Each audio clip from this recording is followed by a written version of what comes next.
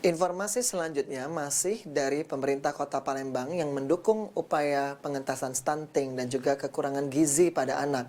Pemkot ini telah menjalankan berbagai program untuk dapat mengurangi angka stunting dan perbaikan gizi anak.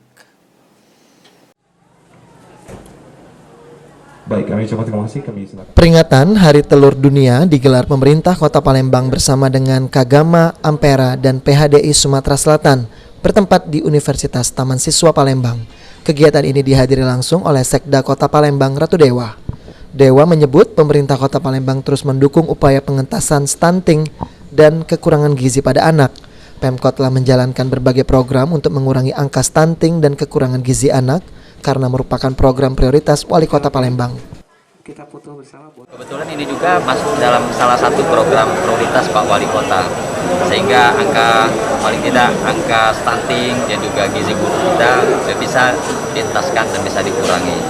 Untuk itu dalam kesempatan ini pemerintah kota menyambut baiklah dari kegiatan yang bersinergi dari Kagama, terus dari PDHI dan juga dari Ampera yang difasilitasi oleh perguruan tinggi, dalam ini pihak rektorat.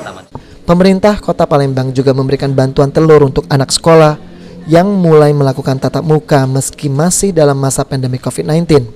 Diharapkan konsumsi telur ini akan meningkatkan imun tubuh dan peningkatan gizi bagi anak.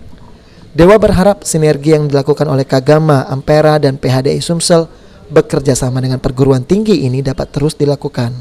Aprianto, Abidin Riwanto, PAL TV.